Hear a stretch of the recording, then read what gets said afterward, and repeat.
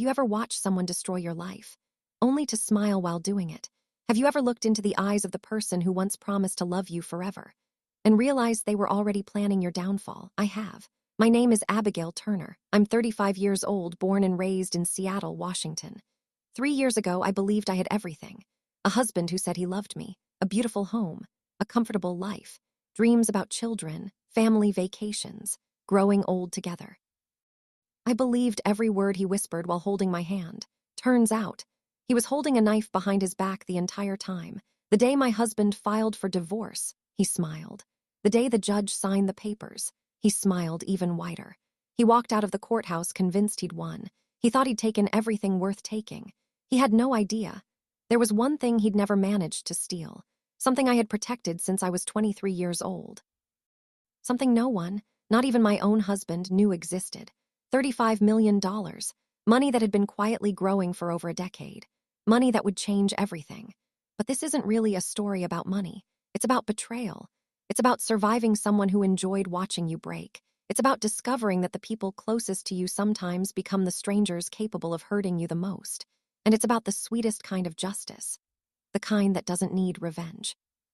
Only the truth. So if you've ever been betrayed, if you've ever been underestimated, if you've ever wondered whether karma actually exists, stay with me, because what happened after my divorce still sounds unbelievable, even to me.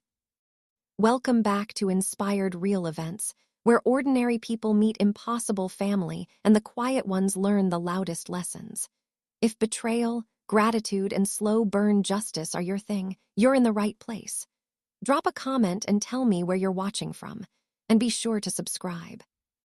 The first time I met Daniel, he made me laugh so hard that coffee came out of my nose. Yeah, not exactly the romantic movie moment most people dream about. I was 28, working as a senior project manager for an architecture firm in downtown Seattle. He was charming, confident, the kind of man who remembered everyone's birthday, the waiter, the receptionist, even my grandmother's name after meeting her only once. He paid attention, or at least, he made me believe he did.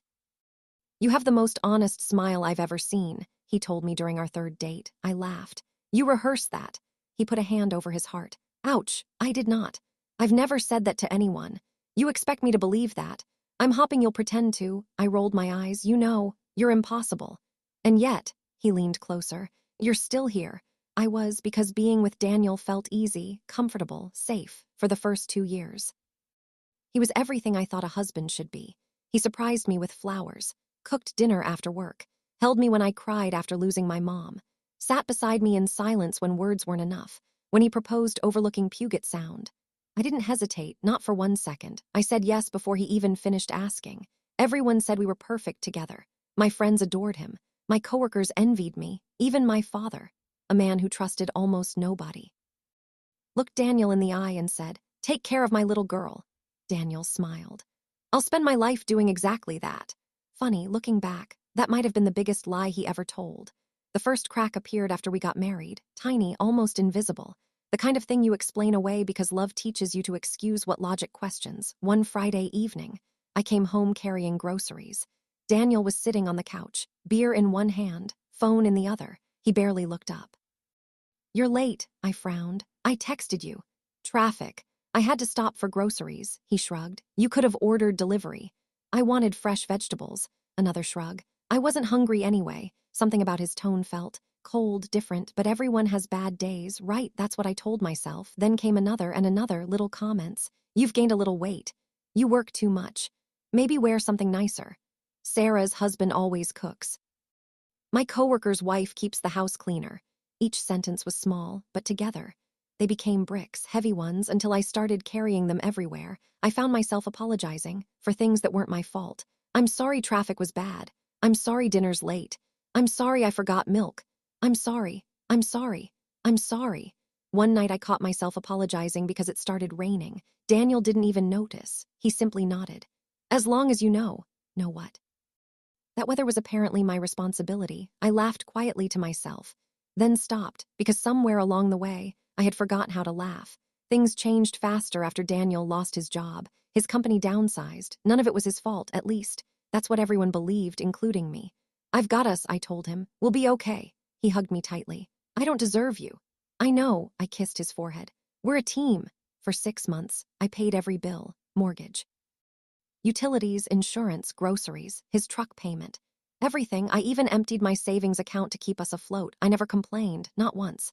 Because that's what marriage meant to me. Partners, through better or worse. I believed we'd get through it together instead. Something inside Daniel changed, or maybe it had always been there, waiting. He started drinking, not a beer, not 2 bottles. Whiskey disappeared faster than groceries. He slept until noon, ignored interviews, blamed everyone else. The economy, my old boss, immigrants, politicians, the weather. Apparently, everything was responsible except Daniel.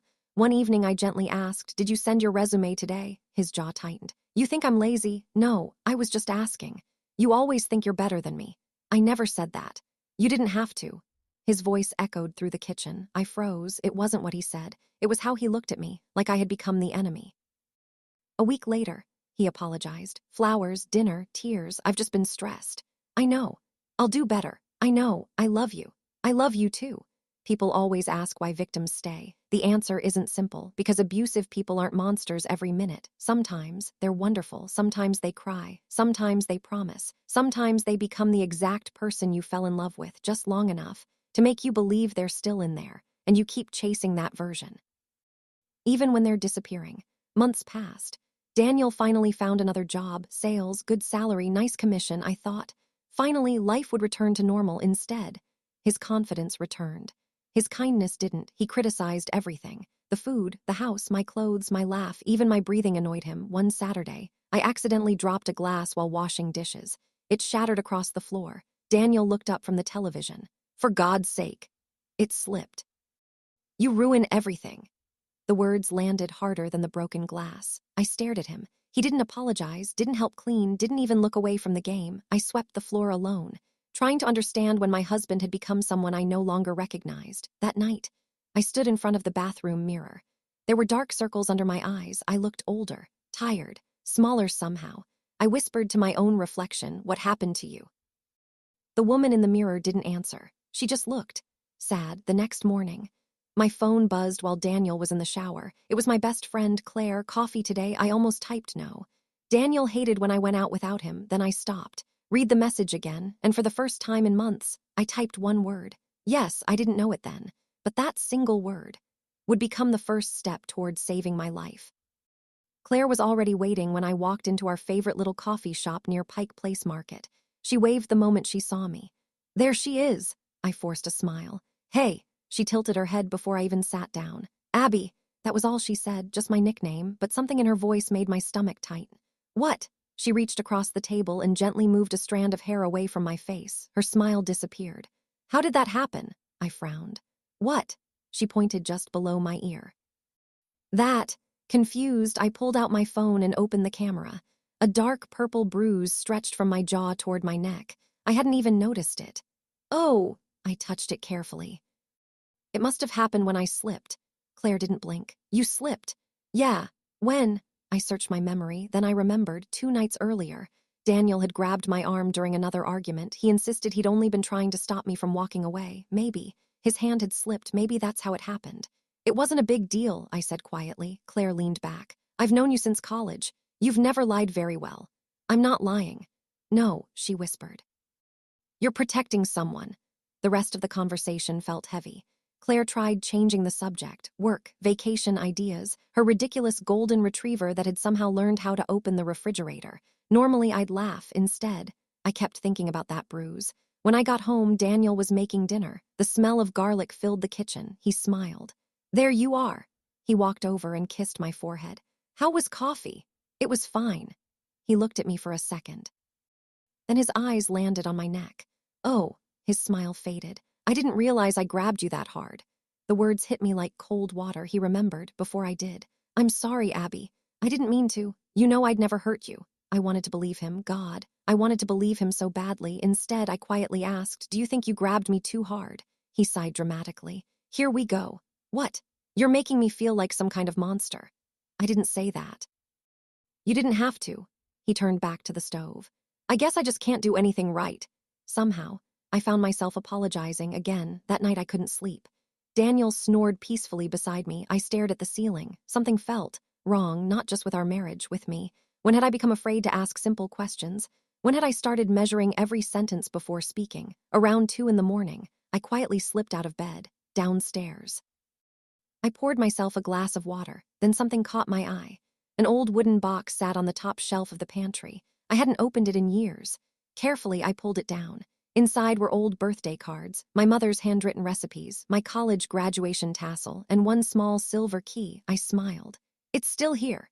Most people would have thought it opened a jewelry box or maybe a safety deposit box. In a way, they would have been right. When I was 23, something happened that changed my life forever. It happened long before I met Daniel, long before marriage, long before heartbreak. My grandfather, Samuel Turner, was one of the quietest men I'd ever known. He never wore expensive watches, never drove luxury cars. He still clipped coupons at 80 years old. People assumed he was comfortably retired, nothing more. When he passed away, everyone expected the family to divide a modest estate. Instead, an attorney called me privately. Mr. Turner left specific instructions. For me? Yes. He said no one else was to know. Not my father, not my cousins, not anyone. I remember sitting across from that attorney, completely confused. He slid a thick envelope across the desk. Your grandfather invested in a small technology company back in the early 90s. I don't understand. He purchased stock when almost no one believed the company would survive. So, the attorney smiled. That company eventually became one of the largest technology firms in America. I laughed. Wait, are you serious? He nodded, very serious. The inheritance wasn't cash, it was stock, a lot of it, enough that financial advisors immediately urged me to sell portions over time and diversify. I followed every recommendation. Every dollar stayed invested. Every tax was paid. Every account was managed by professionals. The account wasn't flashy, no mansion, no sports cars. No designer handbags. I wanted a normal life. The money simply sat there, growing year after year. I never told anyone because Grandpa's final letter contained one sentence I never forgot. Money changes people before it changes their lives. At 23, I thought he was being dramatic. At 35, I finally understood. Even Daniel never knew when we got engaged. I almost told him twice. Both times, something stopped me, not fear, instinct. Instead, we built our life using only the money we earned ourselves. He believed I had a modest retirement account, nothing more. Sometimes I'd quietly check the investment statements once every few months. Then I'd close the laptop and go back to work. The money wasn't my identity. It was simply security, something I hoped I'd never actually need. Standing in my kitchen that night, holding Grandpa's silver key, I whispered, I hope I never have to use you. I had no idea.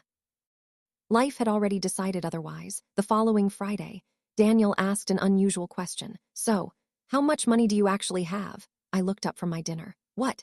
In savings? Oh, I don't know. Maybe 20,000, he frowned. That's it. I've been paying most of the bills. You know that. He nodded slowly. I guess. Something about the question stayed with me. It wasn't curiosity. It felt like calculation. A few days later, I came home earlier than expected. Daniel didn't hear me walk inside. He was on the phone upstairs. Laughing, I smiled. Maybe he was talking to one of his old friends. Then I heard him say something that stopped me cold. Relax. She has no idea. A pause, then another laugh. No, she'll sign whatever I put in front of her. Silence. My heart began pounding. Who was he talking to? Another pause, then he lowered his voice. Trust me. After the divorce, I'll be just fine. The word hit me so hard I almost dropped my purse. Divorce. I stood frozen at the bottom of the staircase. Maybe I'd misunderstood. Maybe he was talking about someone else. Maybe. Then he laughed again. The house alone is worth it. I've played the loving husband this long. A few more weeks won't kill me. My knees nearly gave out. The front door was still open behind me. Cold air drifted inside, but somehow, I couldn't breathe. I wasn't hearing gossip. I wasn't overhearing a joke. I was listening to my husband plan the end of our marriage, and he had no idea. I was standing just a few feet away. I don't remember how long I stood by the front door. Maybe 30 seconds, maybe 5 minutes. Time has a strange way of disappearing when your entire world shatters. Upstairs, Daniel was still laughing. The sound drifted down the hallway like it belonged to someone I'd never met. I've played the loving husband this long. The sentence echoed in my head again, and again. And again, every anniversary, every birthday, every I love you. Every kiss before work, every hug after my mother's funeral, every promise. Had it all been fake? No, surely not. There had to be another explanation. There had to be. I quietly stepped back outside before he could hear me. The cold Seattle air slapped my face. I climbed into my car, closed the door, and then I broke, not the quiet kind of crying, the kind that steals your breath. The kind where your chest aches so badly you think your heart is actually breaking. I pressed my forehead against the steering wheel. No, no, no, please don't let this be real, please. Not Daniel, not us. I drove around for nearly 2 hours. No destination, just road after road. Traffic lights blurred through my tears. Finally, I parked beside the waterfront. The ferries crossed Elliott Bay as if nothing had happened. People laughed. Children chased seagulls. A couple held hands while sharing an ice cream cone. Life kept moving. Mine had stopped. My phone buzzed. Daniel read. I stared at the screen, then answered. Hey, babe. His voice sounded warm, natural. Where are you? I had to clear my head. You okay? Just tired. You should have told me. I was worried. Were you, or were you worried I'd heard you? I'm on my way home. Good. I made your favorite pasta. I love you. The words hung there, waiting for years. I'd answered automatically. I love you too. Instead, I stayed silent. Abby, I'm driving. I'll see you soon. I hung up for the first time in 7 years. I couldn't say those 3 words because I no longer knew if they belonged to us when I got home. Dinner was already on the table, candles, wine, soft music. Daniel looked up and smiled. There she is. He walked over, wrapped his arms around me. His cologne filled the air. Normally it made me feel safe. Tonight, it made my stomach turn. You okay? I'm fine. You've been crying. My allergies. He studied my face. You sure? I nodded. I'm sure. He kissed my forehead. I hate seeing you upset. The lie slid off his tongue so easily. It was almost beautiful. Dinner was painfully normal. He talked about work, his new manager, weekend plans.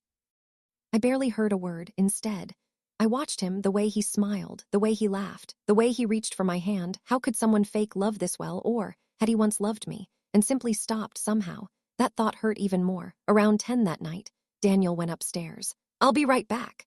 The moment I heard the shower running, I moved fast. His phone sat charging on the nightstand. My hands were shaking so badly I almost dropped it. Please, please don't be locked. The screen lit up, no password. I opened his recent messages.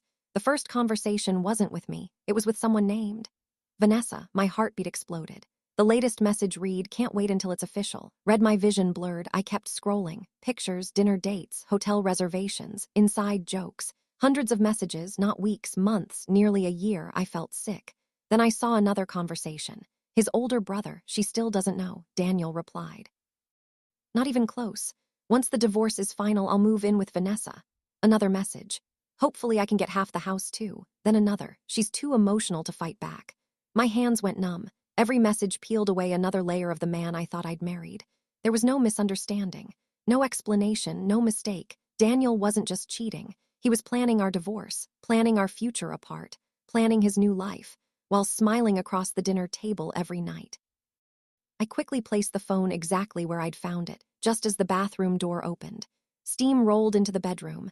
Daniel smiled. You coming to bed? In a minute. He disappeared into the closet. I stood there, completely still.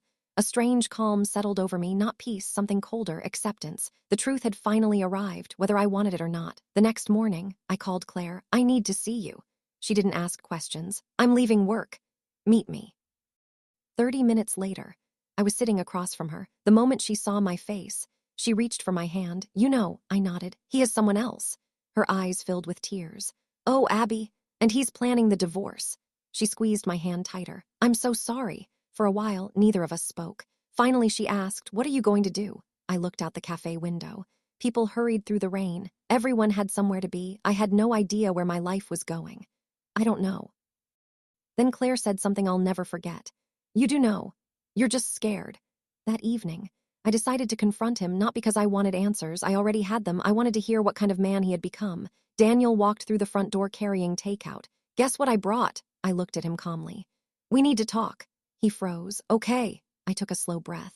Who's Vanessa? Silence, not surprise, not confusion. Silence. His face changed. The warmth disappeared. Like someone flipping off a light switch. I was wondering when you'd find out. No apology, no denial, just acceptance. How long? A while. A while, he shrugged. It happens. It happens. I didn't plan it, I laughed, a small, broken laugh. Really? Because your text messages sounded pretty organized. His jaw tightened. You went through my phone. I did. So now you're invading my privacy? I stared at him in disbelief. My privacy? You've been cheating on me for almost a year. He rolled his eyes. Can we skip the drama? The words sliced through me. Drama, 7 years together, a marriage, a home, promises, reduced to drama. I heard you. His expression flickered. Heard what? Your phone call. The one where you said I'd sign anything. Now he looked annoyed. So what? So what? Daniel. My entire life has been a lie. No, you just refuse to see it. His voice had become icy. I'm not happy anymore. I deserve better. The sentence landed like a punch. You deserve better, he laughed. You've become exhausting. You cry over everything. You've stopped taking care of yourself. You don't inspire me anymore. Every sentence was another knife. I whispered, I stood by you when you lost your job. I paid every bill. I emptied my savings. I believed in you, and I appreciated it. He shrugged. But that was then. I don't know what came over me. Maybe years of swallowing my feelings, maybe heartbreak, maybe survival. I quietly removed my wedding ring, placed it on the kitchen counter. I hope she was worth it. I turned toward the hallway. Daniel's voice stopped me. Where do you think you're going? I'm leaving. No, I'm done. You don't get to walk away. I already am. I reached for my purse. Suddenly, his hand grabbed my wrist, hard. Pain shot through my arm. You're not leaving until we're finished talking. Daniel, let go. No, you're overreacting. I said let go. I tried pulling away. His grip tightened, then, with one violent shove, I stumbled backward. My shoulder slammed into the edge of the kitchen island. Pain exploded through my body for a second. Everything went silent. I looked up at him. He looked shocked, not because he'd hurt me, because he'd finally gone too far. I slowly stood. Tears blurred my vision. I can't believe you. He took one step forward. Abby, it was an accident. I backed away. No, it wasn't. Another step. Listen, no. My voice echoed through the house, the loudest I'd spoken in years. You don't get to touch me ever again. I grabbed my purse, my car keys, nothing else. As I reached the front door, Daniel called after me. You'll regret this. I turned around one last time. The man standing in my living room looked nothing like the one I'd married. No, I said, wiping away my tears. You will. I walked out, this time. I didn't look back. Outside, the rain poured harder than ever. It soaked my clothes within seconds, but for the first time in years. I could breathe. I had no home, no plan, no idea what tomorrow would bring. Only one thing was certain. My marriage was over. Daniel thought he had just won. He had no idea. The game hadn't even begun. The first night after I left Daniel, I didn't sleep, not really. Claire insisted I stay at her house. You are not spending tonight alone, she said as she wrapped a blanket around my shoulders. I'll be okay. No. She shook her head. You've spent years taking care of everyone else. Tonight, let someone take care of you. I wanted to argue instead. I started crying, not loud, not dramatic, just quiet tears that refused to stop. Claire sat beside me on the couch. Neither of us spoke. Sometimes silence says everything words can't. The next morning, reality arrived. Not with a phone call, not with a knock at the door, with an email. Subject, petition for dissolution of marriage. My hands trembled. It had been less than 24 hours. 24 years of marriage. Reduced to a legal document overnight, I opened the attachment. Daniel wasn't asking for a divorce, he was racing toward one. Every page felt colder than the last. He wanted the house, most of the furniture, one of our vehicles. He even wanted our vacation savings account. Then I reached the final page. Request for temporary spousal support. I blinked. Twice. Then laughed, not because it was funny. Because it was unbelievable. The man who had mocked me for working too much. The man who cheated on me. The man who shoved me into a kitchen island. Wanted me to financially support him. Claire looked over my shoulder. You've got to be kidding me. I wish I were. She slammed her coffee mug onto the table. He has some nerve. I stared at the screen. He thinks I'll cave. He thinks I'll sign. Claire looked at me. So don't. 3 days later, I met with a divorce attorney. Her office overlooked Elliott Bay. Simple, elegant, no flashy decor, just shelves filled with law books and framed certificates. She introduced herself with a warm smile. I'm Rebecca Lawson. I've read the information you sent. She gestured toward the chair. Please have a seat. For nearly 2 hours, I told her everything. The affair, the manipulation, the shove, the bruises, the phone call, the messages. She listened without interrupting. When I finished, she closed her notebook. Abigail, I need to ask you something. Of course. Are there any financial assets your husband doesn't know about? My heartbeat skipped. There it was. The question I dreaded for 12 years. I looked out the window. Boats drifted across the water. Grandpa's words echoed in my mind. Money changes people before it changes their lives. I took a slow breath. Yes, Rebecca waited. I lowered my voice. It's substantial. How substantial? I hesitated, then quietly answered. About $35 million. Silence. Rebecca blinked. I'm sorry. Did you say 35,000? No, 35 million. For the first time that afternoon, the attorney looked genuinely speechless. She slowly leaned back in her chair. Does your husband know? No. Has he ever contributed to those assets? Never. Were they inherited before your marriage? Yes. Were they kept completely separate? Always. No joint accounts? Never. She smiled for the first time, a calm, confident smile. Then she said something that made my shoulders relax for the first time in weeks. Good. She opened a legal pad and began making notes. Abigail, listen carefully. The fact that you inherited these assets before your marriage and never mixed them with marital funds is extremely important. I frowned. So unless there are unusual circumstances or state-specific issues that change the analysis, property like that is often treated differently from marital assets. I felt my heart pounding. He can't touch it. She held up a finger. I never promise outcomes. But from what you've told me, he may have spent months planning to take your house. He may even believe he's walking away with everything. But he doesn't even know the largest part of your financial life exists. For the first time, a tiny smile appeared on my face, not because of the money, because for once, Daniel didn't know everything. Rebecca became serious again. I need you to promise me something. Anything. Do not tell him. What? Nothing. No hints. No threats. No emotional speeches. If he believes you're financially vulnerable, let him believe it. I stared at her. Why? Because people reveal who they really are when they think they've already won. Those words settled deep inside me. She wasn't asking me to lie. She was asking me to stay quiet. There was a difference. That afternoon, I returned to Claire's house. She was baking cookies, mostly because she stress-baked. The kitchen smelled like cinnamon. She looked up. How'd it go? I smiled weakly. My attorney thinks Daniel has no idea what's coming. Claire raised an eyebrow. What do you mean? I looked around the empty kitchen, then whispered. I finally told someone. Told who? My lawyer. Told her what? I took a deep breath. My grandfather's inheritance. Claire frowned. What inheritance? I looked her straight in the eyes. I have about $35 million. The mixing bowl slipped from her hands. It hit the floor with a loud clang. Cookie dough splattered everywhere. Didn't even notice. You. What? I've known you 15 years. You drive a 5-year-old SUV. You buy clothes when they're on sale. You still clip grocery coupons. I shrugged. I learned from Grandpa. Claire burst out laughing, then covered her mouth. Oh my gosh.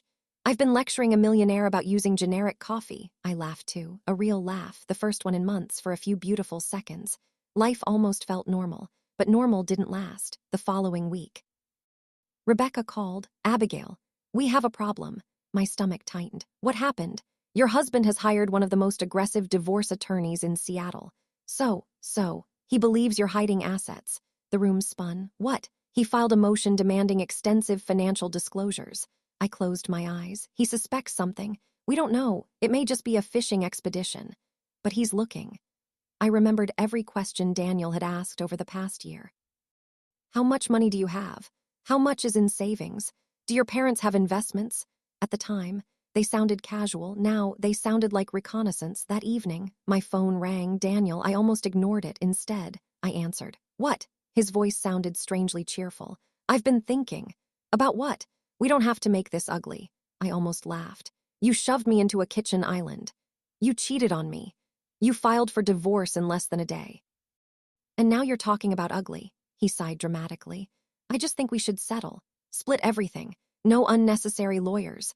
I knew exactly what he wanted. A quick agreement, minimal questions, maximum benefit. I'm comfortable letting the attorneys handle it. His voice cooled. So that's how it's going to be. Yes, you know. I always thought you were smarter than this.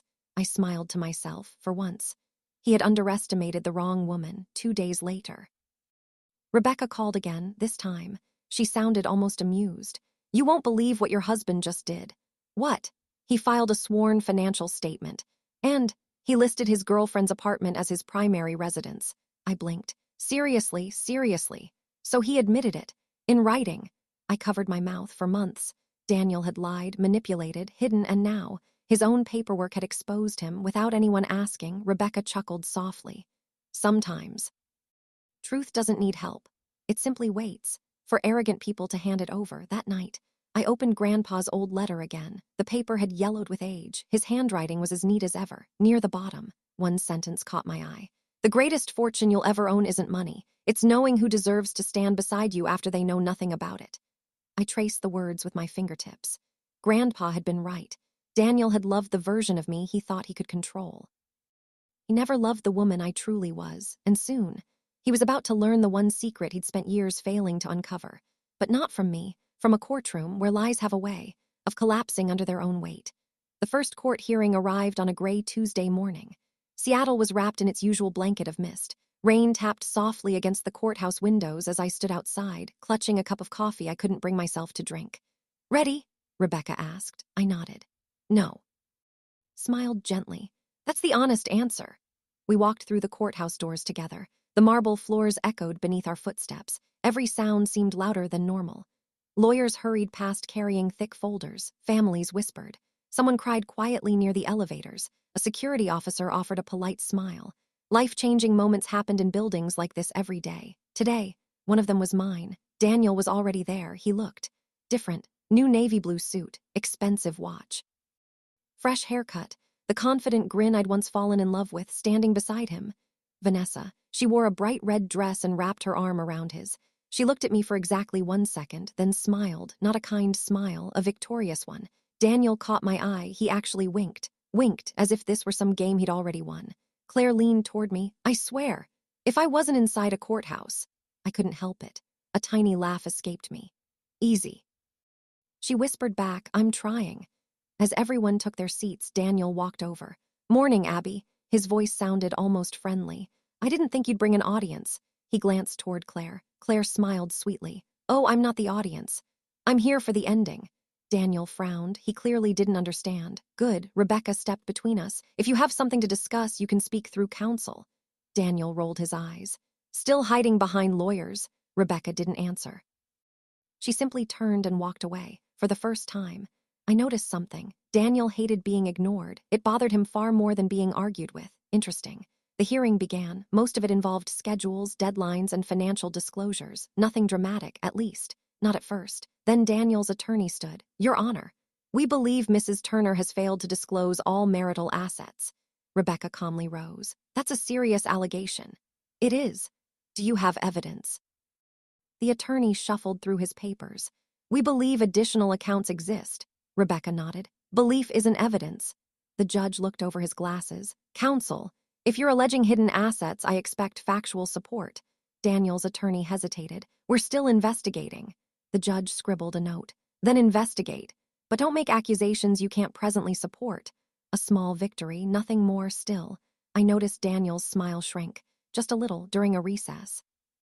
I walked toward the hallway vending machines. Someone called my name. Abigail. I turned. It was Daniel's older brother, Mark, the same man who'd known about Vanessa, the same man who'd encouraged Daniel. He looked uncomfortable. I wanted to say, I'm sorry. I stared at him. For what? For everything. You knew. His shoulders dropped. I did. And you said nothing. I thought. He swallowed hard. I thought you two would work it out. I shook my head. No. You thought it wasn't your problem. He couldn't answer. Because we both knew I was right. As he walked away, I realized something. People don't always betray you by lying. Sometimes, they betray you by staying silent.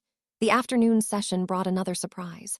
Rebecca requested permission to introduce photographs. The judge agreed. One by one, images appeared on the courtroom screen. The bruise on my neck, the bruise on my shoulder, medical records documenting the injury from the shove, photographs taken by Claire the morning after I left.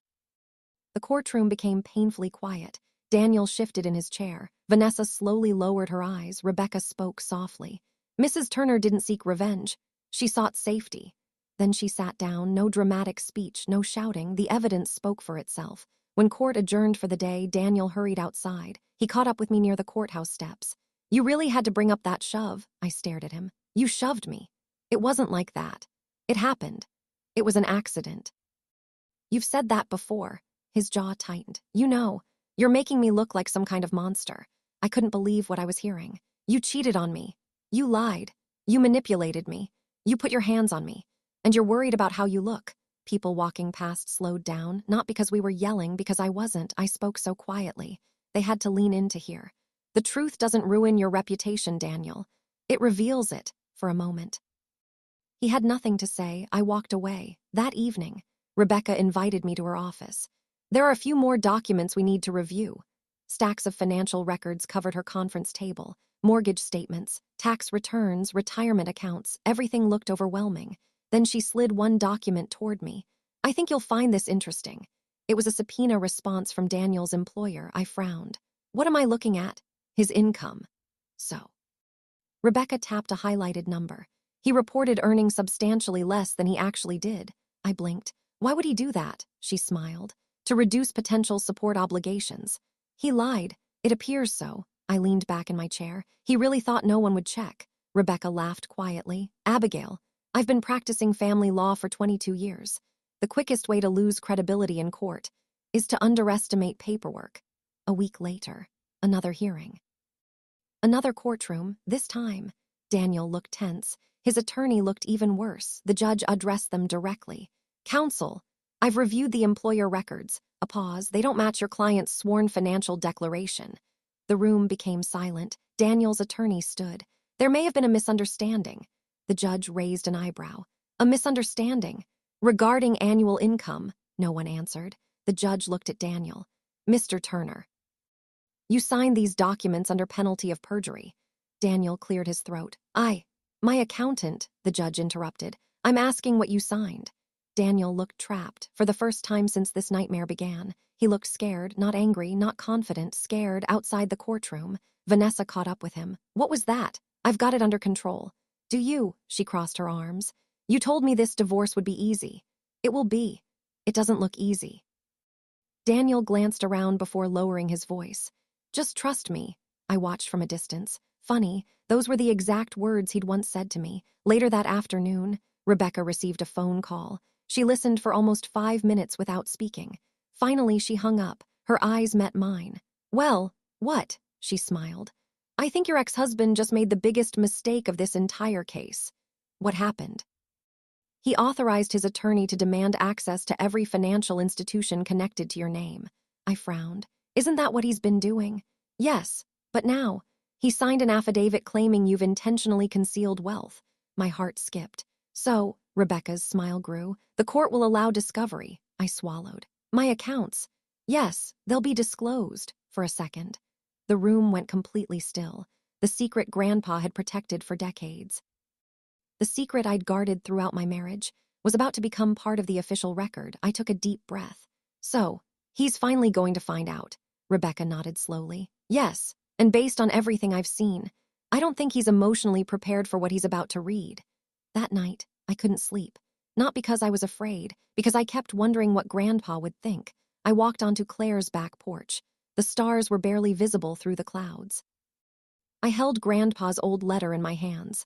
I hope I did the right thing. The wind stirred the trees. No answer came, just quiet. Then I smiled, because for the first time, I realized something.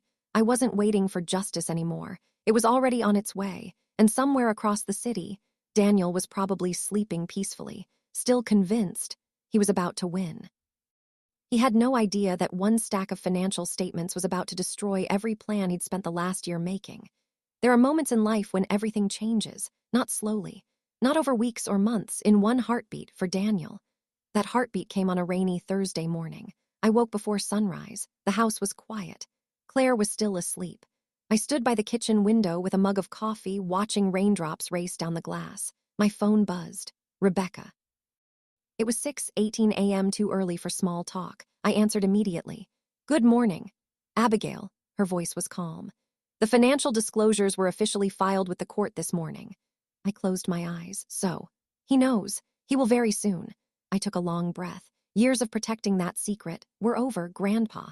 I hope you'd understand. At exactly 8:42 a.m., my phone buzzed again. Not a call, a text. Daniel, what is this? Then another. Answer your phone. Another now, then another. Why didn't you tell me? I stared at the screen for 7 years. He had ignored my tears, dismissed my fears, mocked my feelings. Today, he couldn't wait 5 minutes for an answer. I placed my phone face down on the table. Claire walked into the kitchen wearing fuzzy slippers. You okay? I slid the phone toward her. She read the messages. A slow grin spread across her face. He found out. I nodded. She looked at me. Are you going to answer him? I smiled softly. No. By noon, I'd received 23 missed calls, 11 voicemails, 37 text messages, every single one from Daniel. The messages became more desperate with each passing hour. Please call me. Then, there has to be some misunderstanding. Then, we need to talk. Then, Abby, please, that word, please, funny. I couldn't remember the last time he'd used it while we were married. Rebecca called again. I thought you'd want to know what happened. I'm listening. There was an emergency meeting at opposing counsel's office. What kind of meeting? The kind where a client realizes he misunderstood reality. I couldn't help laughing. Rebecca continued. The moment your financial statements were reviewed, your ex-husband interrupted everyone. What did he say? She glanced at her notes. According to someone present, his exact words were, 35 million. That's impossible. She never had money. I closed my eyes. I could almost hear his voice. Confused, angry, disbelieving, Rebecca continued. When they explained that the assets were inherited years before your marriage, he apparently turned completely pale. For the first time since our separation, I felt something unexpected, not satisfaction, not revenge, sadness, because the first thing Daniel thought wasn't. I destroyed the woman I loved. It wasn't. I made a terrible mistake. It wasn't. I hope she's okay. His first thought was. The money, that hurt more than I expected, because it answered one question forever. If he discovered my inheritance while we were married, would he have stayed, or would he have loved? Only the bank account. I already knew the answer. Around 3 that afternoon, there was a knock on Claire's front door. Claire peeked through the window. Oh, her eyebrows shot up. What? It's him. Daniel, my heartbeat quickened. I'll tell him to leave. No, I stood. I'll handle it. Claire looked uncertain. You sure? I nodded, very sure. I opened the door. Daniel stood there soaked from the rain. His hair was messy. His expensive suit looked wrinkled. He looked like he hadn't slept for a long moment. Neither of us spoke. Then he whispered, You really have $35 million. Not, how are you? Not, I'm sorry. Not, I miss you. That. I looked into his eyes. Hello to you too. He swallowed. Abby, why didn't you tell me? I almost laughed. Instead, I quietly asked, would it have changed how you treated me? He froze. Answer me. Silence. Would you have cheated? No answer. Would you have shoved me? His eyes dropped. Would you have filed for divorce? Still, nothing. Finally, he whispered, no. I shook my head slowly. I don't believe you. He stepped closer. I made mistakes. Mistakes. Had an affair for almost a year. You planned our divorce. You lied to me. You humiliated me. You put your hands on me. Those aren't mistakes. They're choices. His eyes filled with tears, real tears, or at least, they looked real. I was stupid. You were cruel. I wasn't thinking. You were planning. I can change. You already did. Then, he said something I'll never forget. If we get back together, we could fix everything. I stared at him. Everything. Yes. We'd never have to worry about money. There it was, not love, not trust, money, 35 million reasons to suddenly remember our marriage. I actually laughed, a genuine laugh, not because it was funny, because it was unbelievable. You still don't get it. What? I would have lived in a tiny apartment with you forever. If you'd loved me. His face crumbled. But you traded us. For someone else. And now you're standing here because you think you divorced a millionaire. No. I pointed gently toward my chest. You divorced me. The money was never your loss. I was, for several seconds. He couldn't speak. Rain dripped from the edge of the porch roof. Cars rolled past, somewhere in the neighborhood. A dog barked. Finally, Daniel whispered, I still love you. I looked at him, really looked at him. The man I'd once imagined growing old with. The man I'd defended, protected, believed. I don't think you know what love is. His shoulders sagged. I'm begging you. Please. I felt tears filling my own eyes. Not because I wanted him back, because I finally accepted. He was gone long before I walked out. I'm sorry, Daniel. No. He reached toward me. I stepped back. This conversation is over. Before closing the door, I said one last thing. I hope one day you become the man you pretended to be. Then I gently shut it. No slam, no anger, just the end. I leaned against the door. My heart pounded. Claire walked over quietly. How do you feel? I wiped away a tear. Lighter. She hugged me tightly. You did it. No, I smiled through my tears. I'm finally doing it. That evening, Rebecca called again. I have more news. What now, Vanessa? What about her? She left him. I blinked. What? Apparently she learned about the financial disclosures today. And, Rebecca smiled. She thought Daniel was getting a huge divorce settlement. I covered my mouth. Oh, when she found out he wasn't. And that he'd likely spend years dealing with legal consequences. She packed her things. I couldn't speak.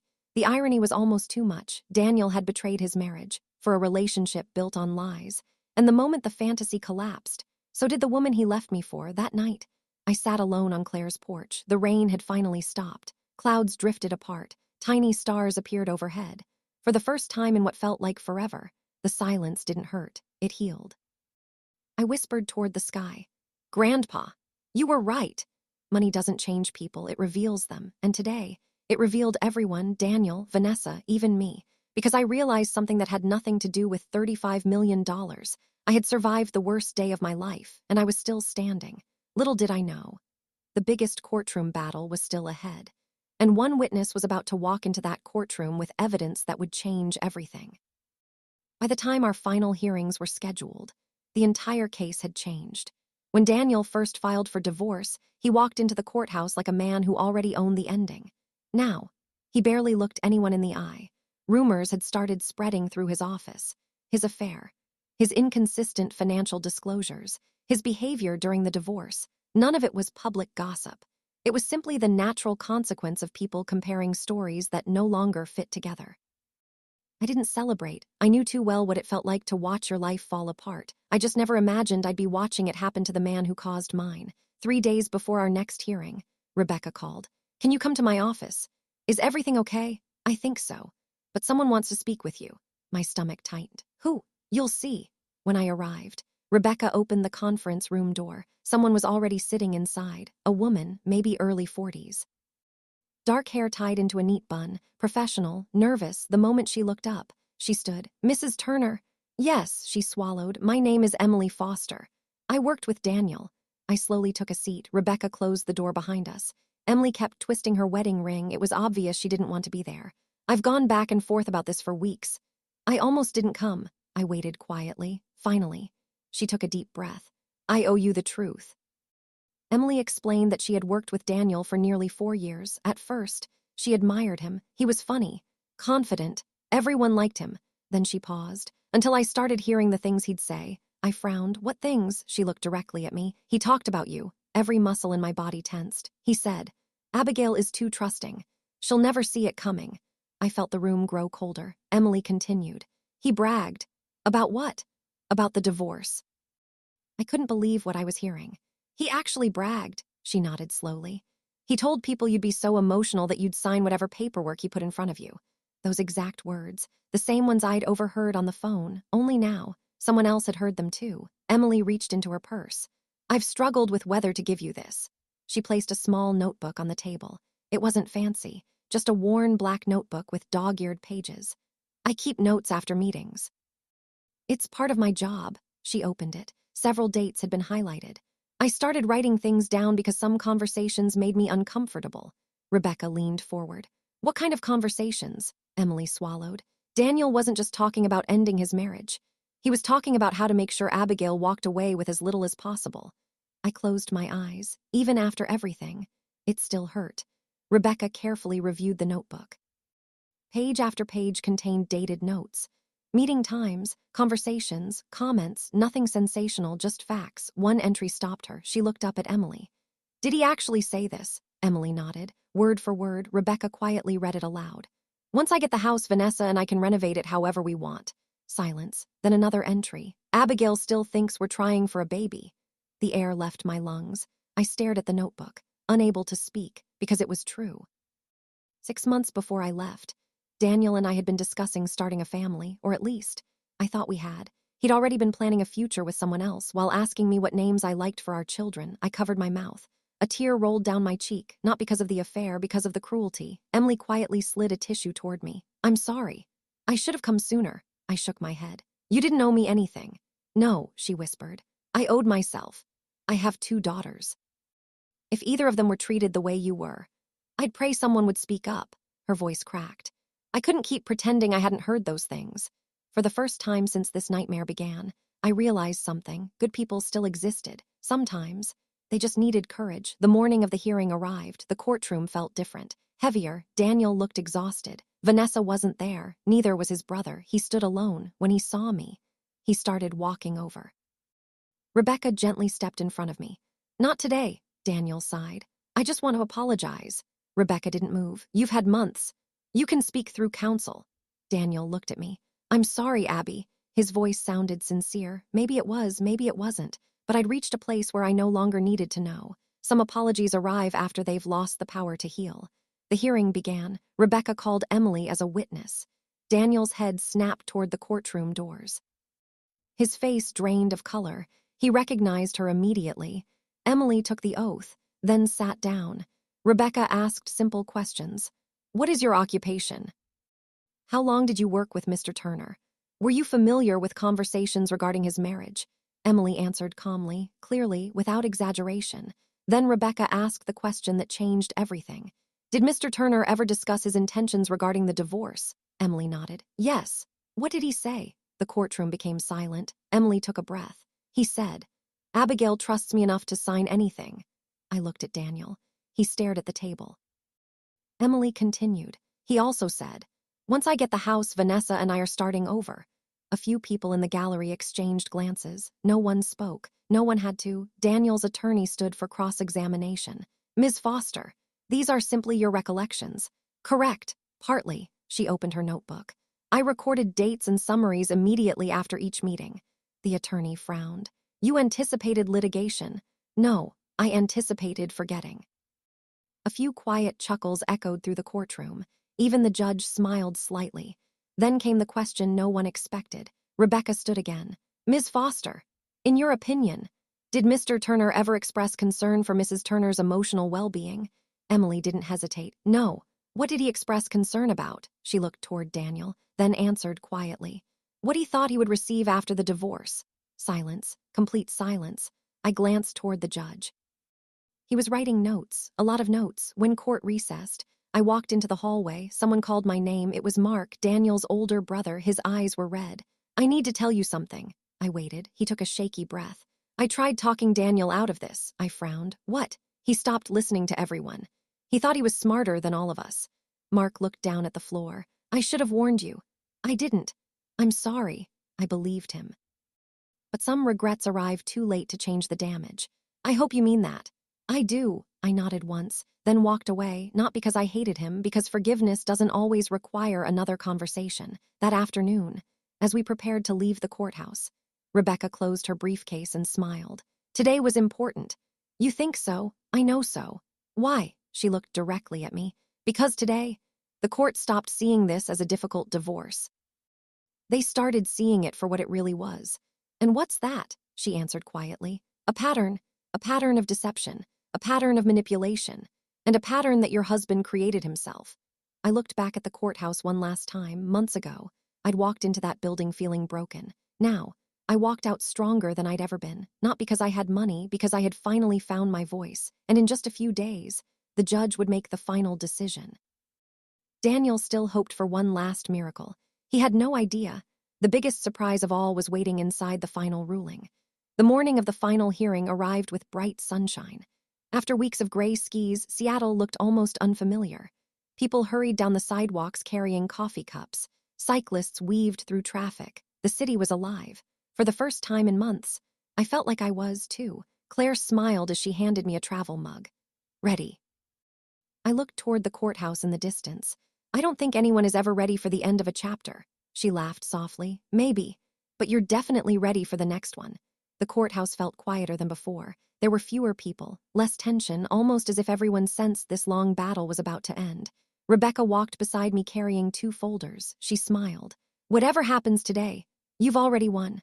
I looked at her. The case isn't over. She shook her head. I wasn't talking about the case. Inside the courtroom, Daniel was already seated. Gone was the expensive confidence. Gone was the polished smile. His suit looked like it hadn't been pressed. His eyes were tired. The dark circles beneath them made him look years older for a brief second. I remembered the man I married. The man who danced with me barefoot in our kitchen. The man who used to surprise me with flowers. Then I remembered. The affair. The lies, the shove, the manipulation. The woman I had loved never existed. Only the version he wanted me to see. The judge entered. Everyone stood, then sat. The room became perfectly still. The judge reviewed several documents before looking over his glasses. This matter has been lengthy. He paused, and regrettably, emotionally difficult. He glanced toward both attorneys. I have reviewed the testimony. The the financial records, the exhibits, the witness statements, and the applicable law. Every heartbeat felt louder than the last. He addressed Daniel first. "Mr. Turner." The judge's voice remained calm. "The court finds that the inheritance identified during discovery was acquired by Mrs. Turner prior to the marriage and maintained separately." Daniel slowly lowered his head. "The evidence presented does not support treating those inherited assets as marital property under the circumstances established in this case." No dramatic reaction, no shouting, just silence. The silence of someone watching a dream disappear. The judge continued. "Regarding the marital residence, the court has considered the financial contributions made during the marriage." He turned a page. "The evidence also reflects periods during which Mrs. Turner carried substantially greater financial responsibility for household expenses." Rebecca quietly nodded. The judge went on. "After weighing the statutory factors and evidence presented, the court orders." My hands trembled. "That the marital residence shall be sold. The net proceeds shall be divided in accordance with this ruling." Daniel's shoulders sagged. The house, the prize he'd planned his future around, was gone. Then came the part no one expected. The judge looked directly at Daniel. "Mr. Turner, the court is also concerned by inconsistencies in your sworn financial disclosures." Daniel swallowed. "As well as credible testimony regarding your conduct before these proceedings." He paused. "The court expects complete honesty from every litigant." That expectation was not fully met. Daniel's attorney quietly closed his eyes. No one spoke. The message was clear enough. The hearing ended less dramatically than television would have you believe. No one cheered. No dramatic speeches echoed through the courtroom. People simply gathered their papers. The judge thanked everyone, then left, just like that. 7 years of marriage officially became part of my past. Outside. The courthouse steps were warm beneath the afternoon sun. Claire hugged me so tightly I laughed. "You did it." "We did it." Rebecca smiled. "No, you did." She handed me a final folder. "Your certified copies."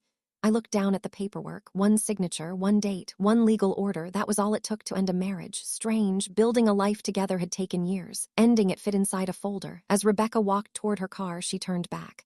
"Oh, one more thing." "What?" She smiled knowingly. "Your investment advisor called." I blinked. "Everything okay?" He said the portfolio performed exceptionally well this quarter. I laughed. "Now, apparently timing has a sense of humor." Claire and I decided to celebrate quietly. No fancy restaurant, no expensive hotel, just the tiny diner we'd visited countless times before. The waitress recognized us immediately. "The usual," Claire smiled. "You know us too well." While we waited for our food, Claire leaned across the table. "So, what are you going to do now?" I stirred my coffee. "I don't know. Travel, maybe. Buy a mansion," I laughed. "No. A sports car, no. A private island." "Definitely not," she frowned playfully. "You are the least exciting millionaire I've ever met." I smiled. "My grandfather used to say, if money changes your heart, it already owned you." Claire raised her mug. "Your grandpa was a smart man." "Very." As we were paying the bill, someone called my name. "Abigail." I turned slowly. Daniel, he looked exhausted, not angry anymore, just defeated. Claire glanced at me. "I'll wait outside." I nodded. She quietly left. Daniel stood there holding an envelope. "I won't keep you long." I didn't speak. He handed me the envelope. "I wrote this." "A letter," he nodded. "I knew if I tried saying it, I'd probably ruin it." I accepted it, but I didn't open it. He looked at the envelope in my hands. "I've replayed everything. Every argument, every lie, every choice." His voice cracked. "I don't expect forgiveness. I don't deserve it." A long silence stretched between us. Then he whispered, "I destroyed the best thing that ever happened to me." For the first time, I believed him. Not because he mentioned the money. He didn't, not once. He simply looked like a man who had finally stopped lying to himself. "I hope you healed, Daniel." He looked surprised. "That's all." I nodded. "I don't hate you. I don't love you. I don't carry you anymore." His eyes filled with tears. "I wish I could go back." I smiled sadly. So did I for a long moment. Neither of us moved. Then he quietly walked away. He never looked back. Neither did I that evening. I sat alone on the balcony of Claire's apartment. The Seattle skyline glowed beneath the setting sun. The city looked beautiful, peaceful, for the first time in years. So did my heart. I pulled Grandpa's letter from my purse. One sentence caught my eye again. "The richest people aren't the ones who have the most. They're the ones who no longer need to prove their worth to anyone." I folded the letter carefully. looked toward the horizon, and smiled, because I finally understood. $35 million had never saved me. The courage to walk away had. Little did I know. Life had one more surprise waiting for me, one that had nothing to do with courtrooms, money, or Daniel. It was about hope. The kind of hope I thought I'd lost forever. 6 months passed, not all at once. Not in a magical montage where everything suddenly became perfect. Healing doesn't work that way. Some mornings I woke up smiling. Other mornings, I reached for the empty side of the bed before remembering why it was empty. Grief is strange. You don't only grieve the person, you grieve the future you imagined with them. The children who were never born, the vacations never taken, the anniversaries that would never come. I wasn't grieving Daniel anymore. I was grieving the version of my life that never truly existed. I moved into a small waterfront condominium overlooking Elliott Bay. Not because I had to, because I wanted to. People assumed that if someone had $35 million, they'd immediately buy a mansion. I didn't. The condo had sunlight pouring through floor-to-ceiling windows every morning. A tiny balcony. A kitchen just big enough for one, and peace, real peace, for the first time in years. Silence no longer scared me. It comforted me. Work became therapy. My architecture firm welcomed me back with open arms. No one treated me differently. They simply hugged me. One afternoon, my boss stopped by my office. "You've changed." I looked up from a blueprint. "In a good way," he smiled. "You don't apologize before giving your opinion anymore." I laughed. "I used to do that. Every meeting." I shook my head. "I never even noticed." He nodded thoughtfully. "That's what emotional manipulation does. It convinces strong people they're difficult." Those words stayed with me all day. Grandpa's investment portfolio continued to grow quietly. But something inside me had changed. I no longer saw the money as protection. I saw it as responsibility. One Saturday morning, I met with my financial advisor. He looked surprised when I slid a handwritten list across the table. He adjusted his glasses. "What is this?" "The things I'd like to fund." He scanned the page. Scholarships for women returning to college after abusive relationships. Emergency housing grants. Legal aid for domestic violence survivors. Small business loans for single mothers, mental health counseling. He looked back at me. "This is," he smiled, "ambitious." I smiled too. My grandfather believed wealth should outlive the person who earned it. I think he'd approve. A month later, something unexpected happened. Claire called while I was grocery shopping. "Where are you?" "Trying to decide if I really need organic blueberries." "Forget the blueberries. You need to come downtown." "Why?" "Because someone is asking for you." My stomach tightened. "Daniel." "No, then who?" "I honestly don't know." When I arrived at the office, the receptionist pointed toward the waiting area. A man in his early 60s stood as I approached. He wore a neatly pressed brown jacket, kind eyes, silver hair. He smiled politely. "Ms. Turner." "Yes, my name is Thomas Reed." We shook hands. "I hope I'm not interrupting your day." "Not at all." "What can I help you with?" He hesitated, then handed me a sealed envelope. "I promised someone I'd deliver this to you." I frowned. "Who?" "My wife." I looked confused. He smiled sadly. "Actually, my late wife." We sat together in a nearby cafe. Thomas wrapped both hands around his coffee cup. "My wife Linda passed away 3 months ago. I'm so sorry." "Thank you," he smiled gently. "Before she died, she asked me to find you." I blinked. "I'm afraid we've never met." "You haven't. But she knew your mother." Everything inside me stopped. "My mother." He nodded. "They volunteered together years ago." I hadn't heard my mother's name spoken by a stranger in years. Thomas carefully pushed the envelope toward me. "Linda said you'd understand after reading this." With trembling hands, I opened it. Inside was a handwritten letter. The paper smelled faintly of lavender. The first line made my eyes fill with tears. "Dear Abigail, if you're reading this, I'm gone." Linda's letter wasn't long, but every sentence mattered. She wrote about my mother. How kind she had been. How she spent weekends helping women escape dangerous homes. How she secretly paid utility bills for families who couldn't afford them. How she never asked for recognition. Near the bottom of the page, one sentence caught my breath. "Your mother once told me something I'll never forget." She said, "If Abigail grows up with even half the courage she doesn't know she has yet, she'll become the woman I always dreamed she'd be." Tears rolled freely down my cheeks. I hadn't heard my mother's voice in almost 10 years, but somehow, reading those words felt like hearing her speak again. Thomas reached into his briefcase. "There's one more thing." He handed me an old photograph. It showed my mother standing beside Linda. Both women were laughing, covered in paint, holding paintbrushes. Behind them stood a freshly renovated shelter for women and children. I stared at the picture. I'd never seen it before. "They built that shelter together," Thomas said quietly. "My wife always believed your mother would have wanted you to know." I smiled through my tears. "Thank you." "No," he smiled warmly. "Thank you for reminding people that kindness still exists." A week later, I stood in front of that same shelter. It had aged, the paint had faded, the roof needed repairs. Children still played outside. A volunteer greeted me. "Can I help you?" I smiled. "I hope so." 3 months later, the shelter reopened after a complete renovation. New bedrooms, a modern kitchen, counseling rooms, a children's library, no press conference, no ribbon cutting with cameras, just a small plaque near the entrance. It didn't mention my name, it simply read, "In honor of those who chose compassion when no one was watching." Exactly the way Mom would have wanted. One rainy evening, as I locked my office door, I noticed someone sitting on a bench across the street. Daniel. He looked healthier than the last time I'd seen him, not happier, just calmer. He stood when he noticed me. "I wasn't waiting for you." I raised an eyebrow. "No," he smiled awkwardly. "I was trying to decide if I should say hello. And I almost left." I nodded. "So, hello," he chuckled quietly. "Hello." There was no tension, no anger, just two strangers who once knew everything about each other. "I heard about the shelter," he said. "I also heard you paid for it." I smiled. "News travels fast." "It does." He looked down. "I'm glad. For them."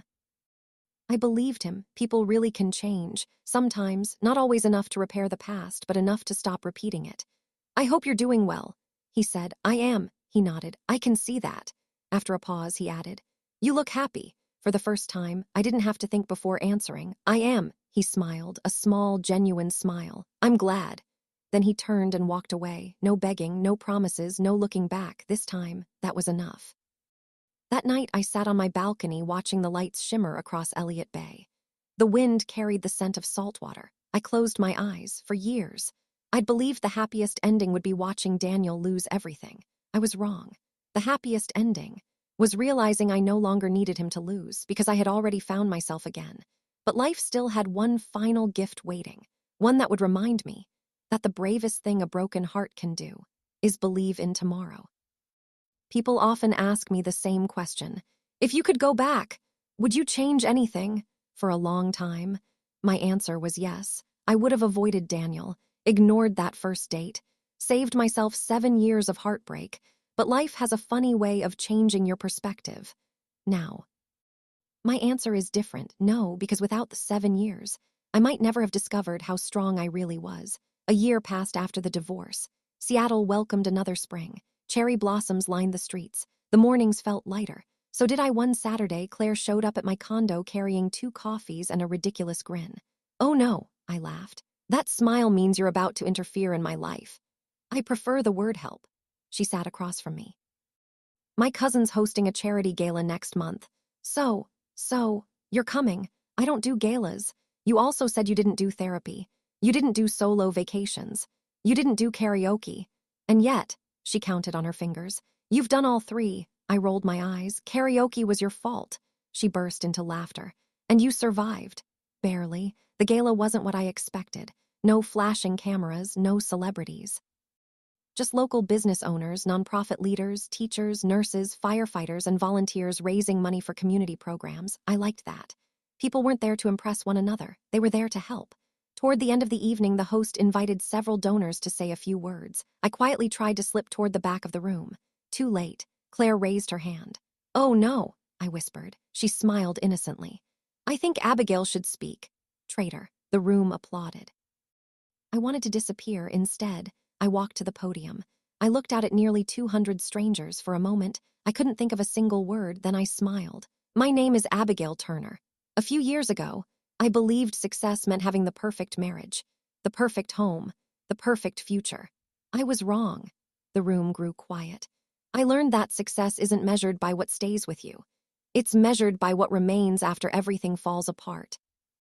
I saw people nodding, some wiping away tears. I lost a marriage. I lost the life I thought I wanted. But I found something far more valuable. My voice. The applause wasn't loud, it was heartfelt, and somehow, that meant more. After the event, dozens of people came over to thank me. One woman hugged me tightly. "I left an abusive marriage 5 years ago. I thought I was the only one." I shook my head. "You never were." a young man introduced himself. My mother raised me alone after my father left. Your story reminded me of her. An elderly couple thanked me for supporting the shelter. Every conversation reminded me that pain, when shared honestly, has a way of becoming hope for someone else. That summer, the Samuel Turner Foundation officially launched, named after my grandfather. Its mission was simple: help people rebuild their lives after betrayal, abuse, or sudden hardship.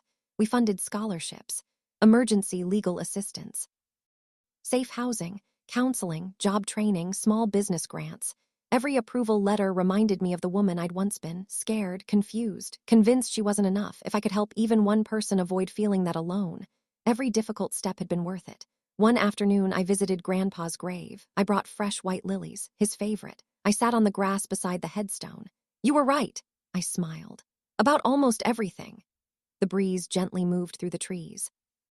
I used to think you left me $35 million. I understand now. You left me something much bigger. Freedom. I placed my hand on the cool stone. I hope I've made you proud. For a long moment, I simply sat there. No tears, no sadness, only gratitude. Months later, an unexpected envelope arrived in my mailbox. No return address. Inside was a short handwritten note. Abigail, I wanted to thank you, not for forgiving me, you never owed me that, but for refusing to become someone hateful because of what I did. Watching you rebuild your life forced me to face the person I had become. I've spent the last year in counseling. I've stopped drinking. I'm trying to become someone who deserves a second chance, even if it never comes from you. I don't expect a reply. I simply wanted you to know. You were right. The greatest thing I ever lost wasn't the money. It was the woman who loved me when I had nothing. Daniel, I folded the letter carefully, not because I wanted to keep the past alive, but because it reminded me of something important. People can change. Not everyone does, but some do. Whether they change is their responsibility. Whether we go back is ours. I never replied. Some stories deserve an ending, not another chapter. On the second anniversary of my divorce, Claire and I walked along the Seattle waterfront. She nudged my shoulder. So, any regrets? I looked out across Elliott Bay. The sun shimmered on the water. Children laughed nearby. A ferry sounded its horn in the distance. I smiled. Only one. She looked surprised. I wish I'd realized my worth sooner. She wrapped her arm around mine. I think a lot of people needed to hear that. Maybe, and maybe, I laughed, they'll realize theirs a little sooner than I did. If you're listening to my story today, I want you to remember one thing. Your value isn't determined by who chooses you, or who leaves you, or who betrays you.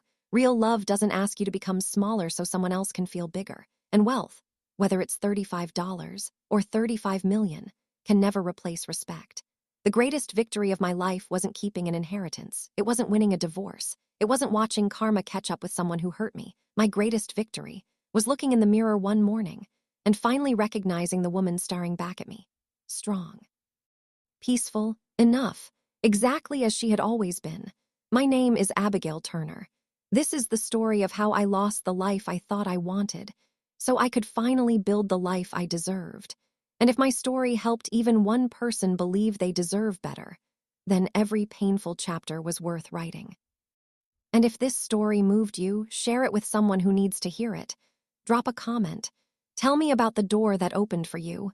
Hit subscribe, and I'll see you in the next one.